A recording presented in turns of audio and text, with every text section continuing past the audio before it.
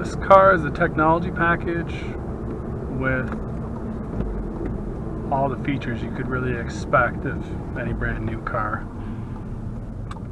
Blind spot monitoring, adaptive cruise control, a large touchscreen with Apple CarPlay, Android Auto, dual zone climate control, heated seats, all that sort of thing. It was the only option that you could get on the Golf, and this one has it.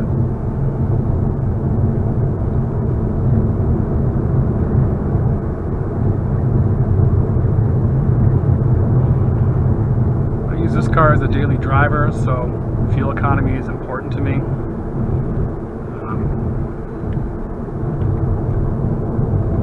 So over an extended period, I'm getting 21.3 miles per gallon US, or if you prefer,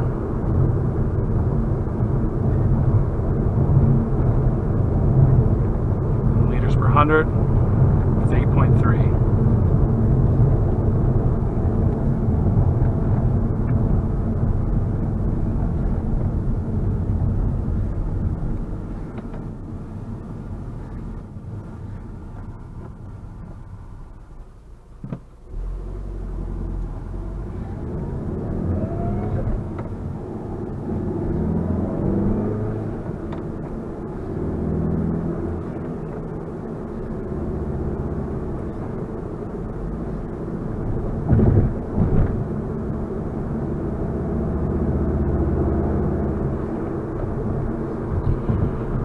Have drive modes. Drive modes are actually pretty genuine in that they really do change the way the car behaves. The adaptive suspension and just the throttle mapping are pretty significant. So in comfort, this becomes quite a floaty highway cruising car. Borderline luxury car in my opinion. And race mode, the suspension gets incredibly firm without being too punishing. It is drivable on the street in race mode, although probably not for a commute. Probably if you just want to have a little bit of fun, you know, you found a back road that you like, relatively smooth. I tend to gravitate towards normal mode. This is mainly a work commute vehicle for me.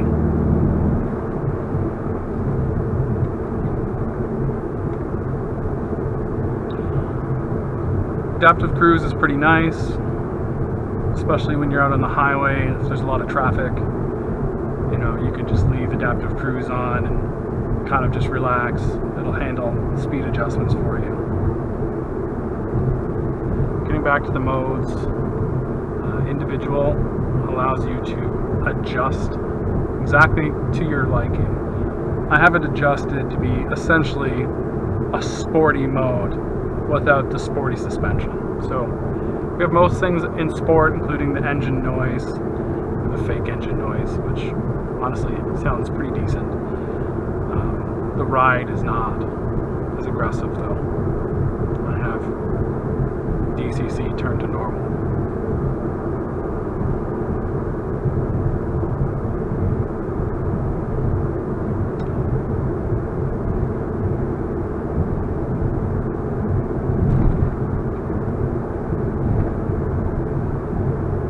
So I just had instant fuel economy displayed, so you can kind of get an idea how the car might perform for you.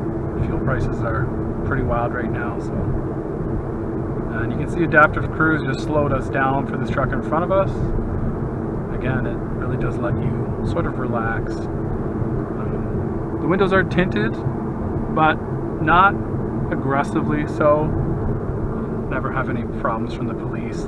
It's a reasonable level of tint. It's just enough to keep some of the heat out. This is a heat reflective tint.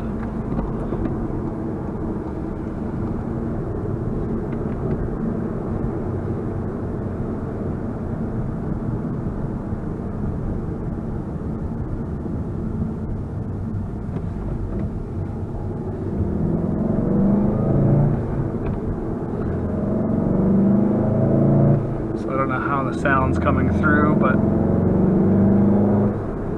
little bit more aggressive engine note in the individual setting. Cruise control, you might notice, is in miles per hour. It's because I spend a lot of time commuting. I work in Michigan. So we're just taking the Detroit River south towards Amherstburg. It's where I live, it's where the car is located. Kind of on the outskirts of the town. Just gonna head into the town. Beautiful river, beautiful day. Love to have the windows down, but I don't think you would hear anything I'm saying.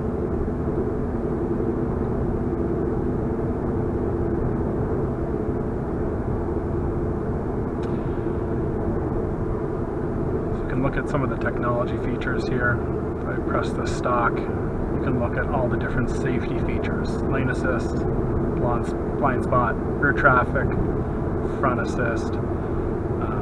Those are actually pretty handy. They're things I didn't think I wanted that much, didn't think I cared about that much until I had them, and yeah, they're pretty handy. The lane assist, I don't know that you'd really need it. But, you know, if you're one of those people that gets distracted, or you know, maybe you're doing something that you shouldn't be doing in the car, eating or something, who knows, that'll keep you in your lane, keep you out of trouble.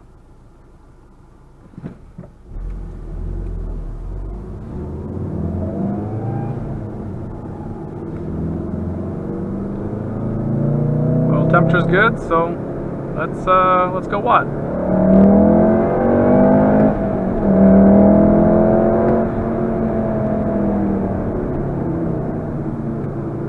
Completely honest, this car is plenty fast enough for any public road.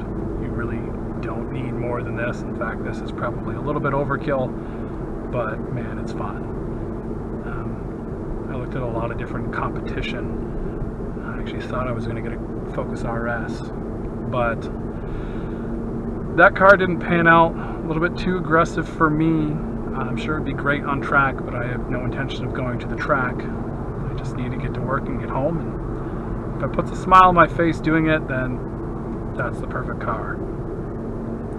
So the Volkswagen vehicles, the GTI and the Golf R, just absolutely blend sport, refinement, and comfort like nothing else. I honestly don't think you can get something that is as good as a do-it-all vehicle as a GTI or an R. I did drive the GTI, great car. I just prefer the dynamics of the all-wheel drive.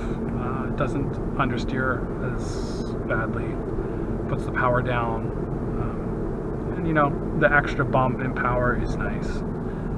Again, do you need it? No, the GTI is plenty fast enough to have fun on the street, but the little extra from the R is, I think, welcome. So welcome to Amherstburg. Small little town. I love it here. It's very quiet. It's close to the city, but far enough away just to be sort of relaxing.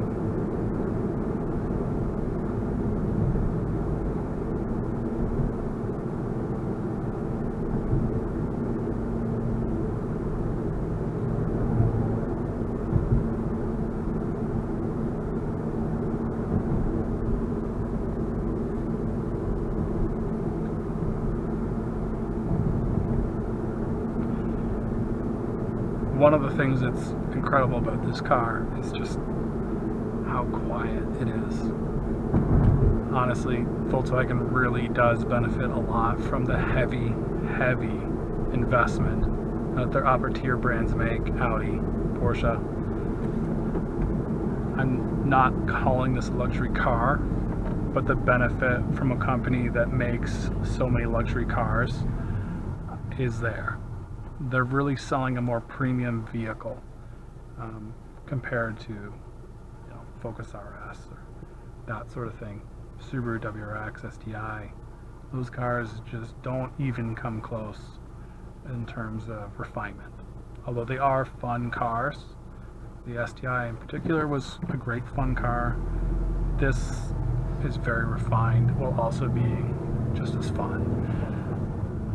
one of the big selling points was how quick boost comes on this car. Especially when you're pairing a turbocharged engine with a manual transmission, which the DSG is amazing, but I'm still, I guess, loving the stick. I guess maybe I'm a little old school in that preference. You want a very responsive engine, otherwise you're probably going to hate it. You're probably going to wish you got the automatic. This E8888 is incredibly responsive, even having the larger turbo over the GTI. The response is fantastic, and you're not sad that you got the wrong trans.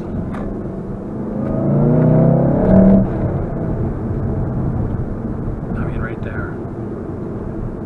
Peak torque, I think, comes on at around 1900 RPM.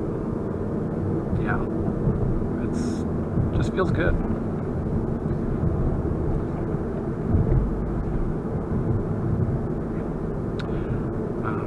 If you are driving around looking for a Golf R manual like I was, one of the things you need to absolutely check is put that car in 6th gear and go watt, out on the highway or whatever.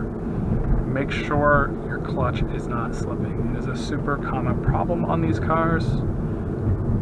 When you do that, you'll see your gear indicator up here. If that disappears, the car doesn't know what gear it's in. Your clutch is slipping. Even if you can't tell, that's a good way to tell. Engine speed not matching wheel speed, the car will pick that up and you'll lose the gear indication. This car is stock, as I mentioned in the ad. I need a very reliable car. I know people make big power numbers with these things. I just wasn't willing to pay the risk. You know, if you want to play the game of extra power, you absolutely can, but you have to be ready for something to go wrong, and that's really not a risk that I'm willing to take. This is my only car at the moment. I need to be able to get to work. I need to have reliable transportation. I'm not gonna be doing well if I'm not able to get to work. So I have not tuned this car. It has never been tuned. I bought it certified pre-owned, and it's been stock ever since. As I mentioned in the ad, I did a few small things just to improve the drivability of the car, make it feel a little bit better daily, but it is stock. Again, the power on this is absolutely plenty, especially the immediate torque delivery. It feels great. If you need more, absolutely go for it. You can make certainly more power, but really this car has lots. And I've owned a CTSV, I've owned a Coyote Mustang, so I understand that more power does feel good, but this one's really healthy. I wish I could find some twisty roads, but I kind of live in the flatlands. Honestly, this sports car is a tough sell for some people here because you're not really finding good back roads. They're all straight and flat.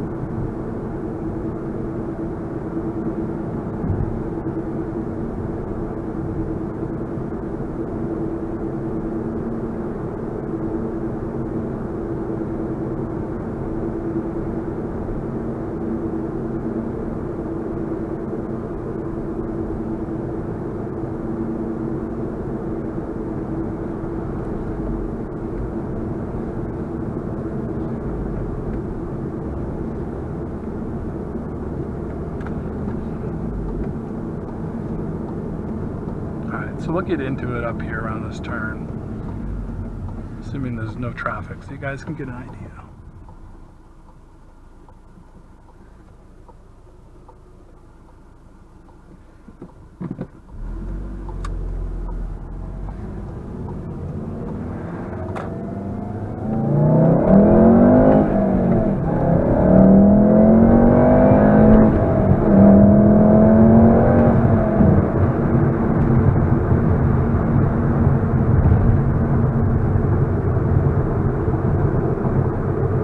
Some people complain about the synthetic sound. It's actually a speaker that vibrates the windshield. I don't mind it. I think it gives it a little bit of character. It doesn't sound nearly as synthetic as when they pump it through the speakers.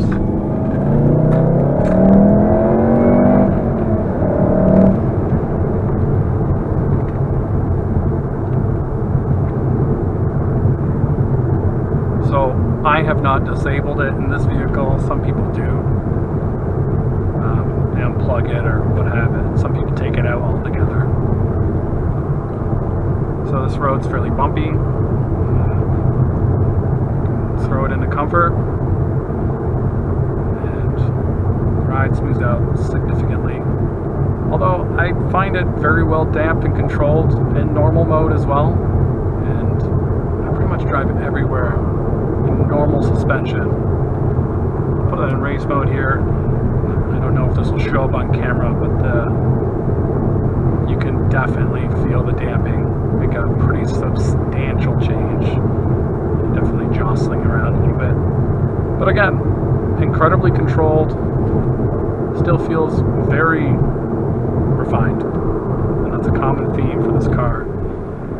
Being able to have a car that's refined and fun is very hard to find. I really do think this is it.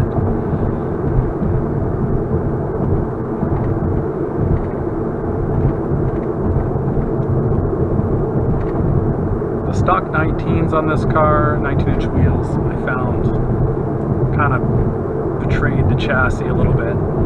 The suspension is so well damped, and this chassis is just so well designed. Those 19s, man, they just added a lot of harshness on the initial impacts. I didn't think they fit the car properly. They look good, sure, but I've gone to a different wheel largely to make the ride what I think it should be. It also does not hurt to have some quality Michelin Pilot Sports. I'm really a big fan of all Michelin tires. They certainly are expensive, however, they do last forever, so I think you really do get your money back out of them.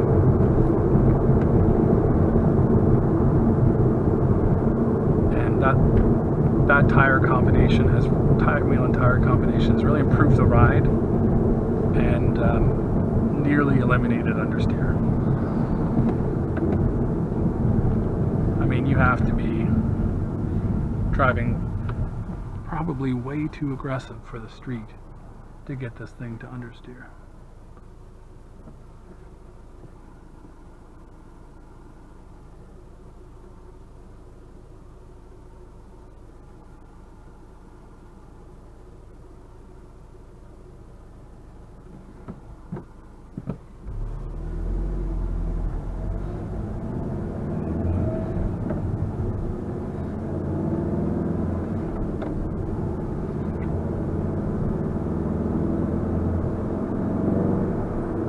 Third gear at 3,000, let's just roll onto it. 4,000, you really feel the pickup.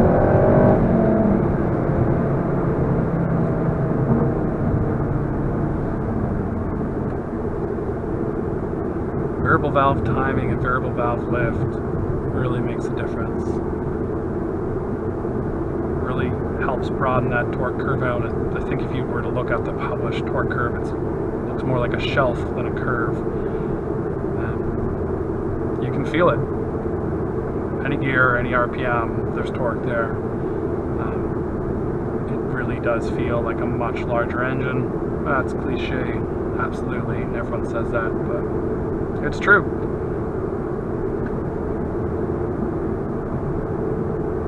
This engine will still rev, but there's not a whole lot of point to rev it past 6,000. Feel the torque start to drop off around 6, maybe 65. You don't rev it out too much. I also don't drive it too aggressively too often. It's just nice now and then to just have a little bit of fun, but you know, stay out of jail.